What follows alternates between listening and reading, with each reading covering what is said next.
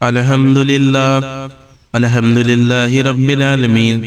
الصلاة والسلام علی سید المرسلین، اما بعد، فاعوذ باللہ من الشیطان الرجیم، بسم اللہ الرحمن الرحیم۔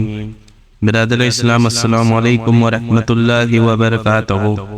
ناظرین، آج ہم امیر المومنین حضرت علی المرتضیٰ کرم اللہ تعالی وجہہ الکریم کا بیان آپ سب کو سنائیں گے، اور اس کے بعد انشاءاللہ ہم اللہ کے 99 نام اور ان کے مطلب بھی آپ سب کو بتائیں گے۔ لازم دنیا میں بے شمار انسان پیدا ہوئے، جن میں سے اکثر ایسے ہوئے کہ ان میں کوئی کمال اور خوبی نہیں تھی، اور بعض لوگ ایسے ہوئے جو صرف چند خوبیاں رکھتے تھے، مگر حضرت علی کرم اللہ تعالی وجہہ الکریم کی وہ ذات گرامی ہے جو بہت سے کمال اور خوبیوں کی ضامع ہے، اس لیے کہ آپ کرم اللہ تعالی وجہہ الکریم شیر خدا بھی ہیں اور داماد مصطفیٰ صلی اللہ تعالی علیہ وسلم بھی ہیں، حیدر کرار بھی ہیں اور صاحب ذوالفقار بھی ہیں، حضرت فاطمہ الزہرا رضی اللہ تعالی عنہا کے شوہر نامدار بھی ہیں، اور حسنین کریمین رضی اللہ تعالی عنہما کے والد بزرگوار بھی ہیں، صاحب سخاوت بھی ہیں اور صاحب شجاعت بھی، عبادت و ریاضت والے بھی اور فصاحت و بلاغت والے بھی، حلم والے بھی اور علم والے بھی، اور اتنا ہی نہیں بلکہ فاتح خیبر بھی اور میدان خطابت کے شاہ سوار بھی۔ غرض کہ آپ رضی اللہ تعالیٰ عنہ بہت سے کمال اور خوبیوں کے ضامع ہیں، اور ہر ایک کے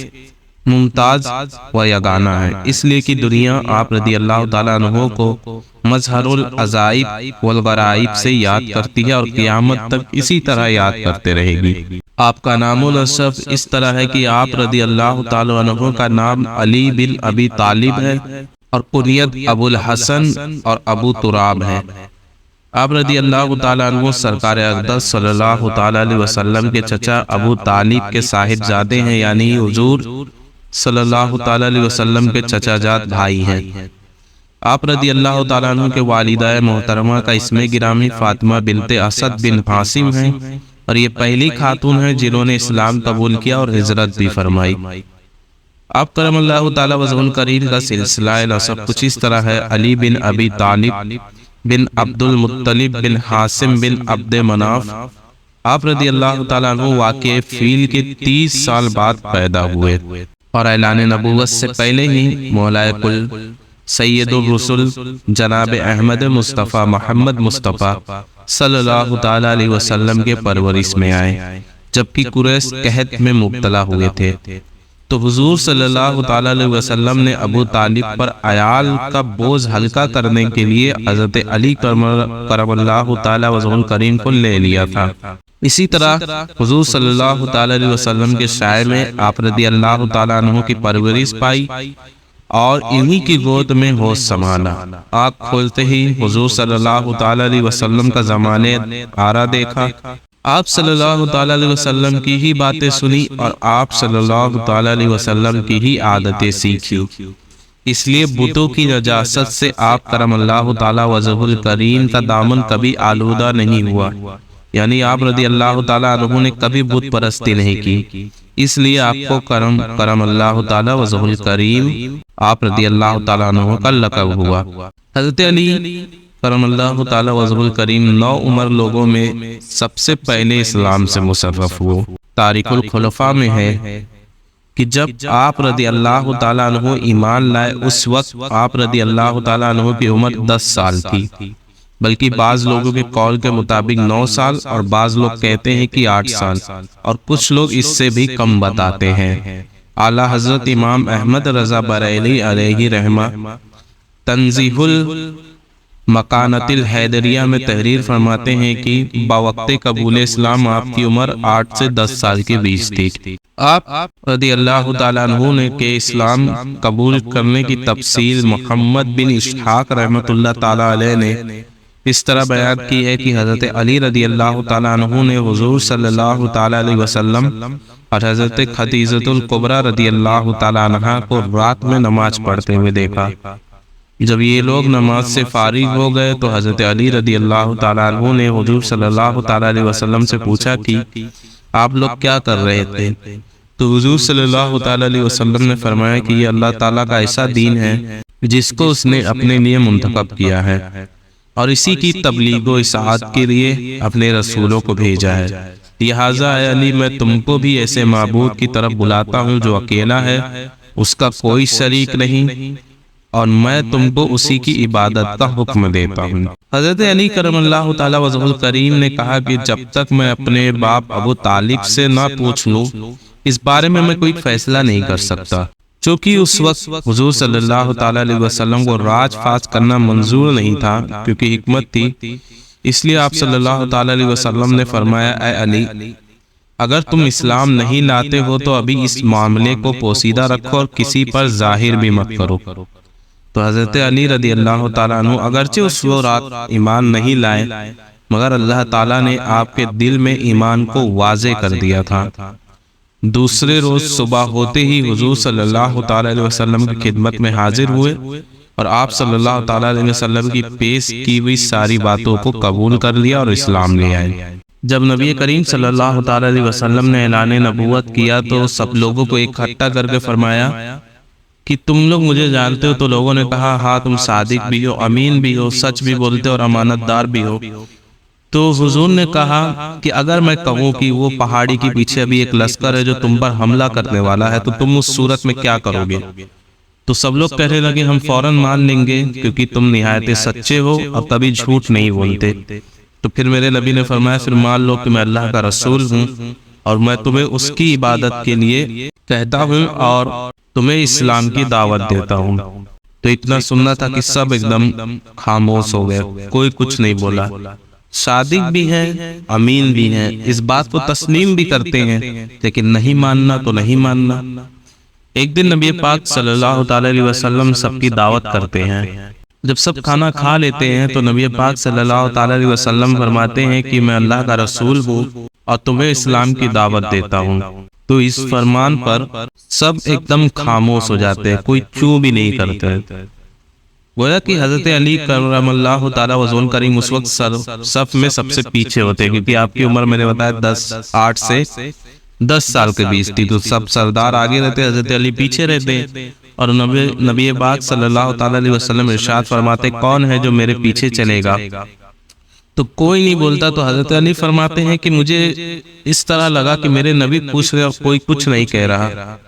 تو حضرت علی کہتے میں کھڑا ہو گیا اور پیر کے پنجوں کے بل، کیسے جب کوئی ہائٹ چھوٹی رہتی تو اوپر کرنے کے لیے پیروں کے جو پنجے رہتے اس کے بل سب کھڑے ہو جاتے۔ حضرت علی فرماتے میں اسی طرح کھڑا ہو گیا، دونوں ہاتھوں کو ہوا میں پھیرایا اور فرمایا، یا رسول اللہ، کوئی چلے یا نہ چلے، انا حافظو کا یا رسول اللہ، انا ناصرو کا یا رسول اللہ۔ یا رسول اللہ، چاہے یہ چلے نہ چلے، آپ آگے بڑھے، علی آپ کے ساتھ ہے، علی ہر میدان میں آپ کے ساتھ ہوگا۔ تو اس طرح حضرت علی کرم اللہ تعالی وجہہ الکریم چھوٹی سی عمر سے نبی پاک پر ایمان لاتے ہیں، اور اللہ نے اس طرح ان کا مرتبہ رکھا کہ ان کی پیدائش کعبے کے اندر ہوئی اور شہادت مسجد میں ہوئی۔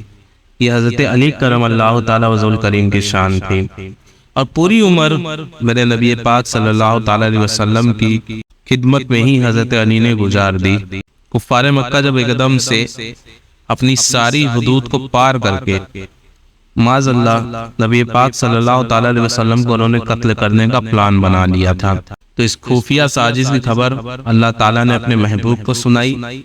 تو سرکار اقدس صلی اللہ تعالی علیہ وسلم نے خدا تعالیٰ کے حکم کے مطابق مکہ معظمہ سے مدینہ طیبہ کی ہجرت کا ارادہ فرمایا۔ تو حضرت علی کرم اللہ تعالیٰ وجہہ الکریم کو بلا کر فرمایا کہ مجھے خدا تعالیٰ کی طرف سے ہجرت کا حکم ہو چکا ہے، لہٰذا میں آج مدینہ روانہ ہو جاؤں گا، تم میرے بستر پر میری سبز رنگ کی چادر اوڑھ کر سو جاؤ، لیکن یاد رکھو تمہیں کوئی تکلیف نہ ہوگی۔ قریش کی ساری امانتیں جو میرے پاس رکھی ہوئی ہیں ان کے مالکوں کو دے کر تم بھی مدینے چلے آنا۔ اس سے پتہ چلتا ہے کہ قریش نے اپنی امانت بھی حضور کے پاس رکھی تھی۔ تو ناظرین یہ موقع بڑا ہی خوفناک اور نہایت خطرے کا تھا۔ حضرت علی کرم اللہ تعالیٰ وجہ کریم کو معلوم تھا کہ کفار قریش سونے کی حالت میں حضور صلی اللہ تعالیٰ علیہ وسلم کو قتل کا ارادہ کر چکے ہیں، اسی لیے خدا تعالیٰ نے آپ صلی اللہ تعالیٰ علیہ وسلم کو اپنے بستر پر سونے سے منع فرما دیا ہے، اور آج حضور صلی اللہ تعالیٰ علیہ وسلم کا بستر قتل گاہ ہے۔ لیکن اللہ کے محبوب احمد مصطفیٰ محمد مصطفیٰ صلی اللہ تعالیٰ علیہ وسلم کے اس فرمان سے کہ تمہیں کوئی تکلیف نہ ہوگی، قریش کی امانتیں دے کر تم بھی مدینے چلے آنا، تو حضرت علی کرم اللہ تعالیٰ وجہ کریم کو پورا یقین تھا کہ دشمن مجھے کوئی تکلیف نہیں پہنچا سکے گا اور میں زندہ رہوں گا اور مدینے ضرور پہنچوں گا۔ لہٰذا سرکار اقدس صلی اللہ تعالیٰ علیہ وسلم کا بستر جو آج بظاہر کانٹوں کا بچھونا تھا، وہ حضرت علی کرم اللہ تعالیٰ وجہ کریم کے لیے پھولوں کی سیج بن گیا، اس لیے کہ ان کا عقیدہ تھا کہ سورج مشرق کے بجائے مغرب سے نکل سکتا ہے، مگر حضور صلی اللہ تعالیٰ علیہ وسلم کا فرمان کے خلاف نہیں ہو سکتا۔ حضرت علی کرم اللہ تعالیٰ وجہ کریم فرماتے ہیں کہ میں رات بھر آرام سے سویا، صبح اٹھ کر لوگوں کی امانتیں ان کے مالکوں کو سونپنا شروع کی اور کسی سے نہیں چھپا۔ اسی طرح مکے میں 3 دن رہا اور پھر امانتوں کو ادا کرنے کے بعد میں بھی مدینے کی طرف چل پڑا۔ رستے میں بھی کسی نے مجھ سے کوئی تعرض نہیں کیا، یہاں تک کہ میں قباء میں پہنچا۔ حضور صلی اللہ تعالیٰ علیہ وسلم حضرت کلثوم رضی اللہ تعالیٰ عنہ کے مکان میں تشریف فرما تھے، میں بھی وہیں ٹھہر گیا۔ ناظرین، حضرت علی کرم اللہ تعالیٰ وجہ کریم کی بہت سی خصوصیت میں ایک خصوصیت یہ بھی ہے کہ آپ سرکار اقدس صلی اللہ تعالیٰ علیہ وسلم کے داماد اور چچا جات بھائی ہونے کے ساتھ ساتھ عقد مواقات میں بھی ہے، یعنی جیسا کہ ترمذی شریف میں ہے، حضرت عبداللہ بن عمر رضی اللہ تعالیٰ عنہما سے روایت ہے کہ رسول اللہ صلی اللہ تعالیٰ علیہ وسلم نے جب مدینہ طیبہ میں اخوت یعنی بھائی چارہ قائم کیا کہ دو صحابہ کو بھائی بھائی بنا تو حضرت علی رضی اللہ تعالیٰ عنہ روتے ہوئے بارگاہ رسالت میں حاضر ہوئے، تو آپ نے سارے صحابہ کے درمیان اخوت قائم کی، ایک صحابی کو دوسرے صحابی کا بھائی بنایا مگر مجھ کو کسی کا بھائی نہ بنایا۔ حضرت علی نے فرمایا کہ آپ نے تو سب کو ایک صحابہ کو دوسرے صحابہ کا بھائی بنایا، لیکن مجھے آپ نے کسی کا بھائی نہیں بنایا، میں یوں ہی رہ گیا۔ تو سرکار اقدس صلی اللہ تعالیٰ علیہ وسلم نے وہیں فرمایا، انت آخی فی الدنیا والآخرہ، یعنی تم دنیا میں بھی میرے بھائی ہو اور آخرت میں بھی میرے بھائی ہو۔ یہ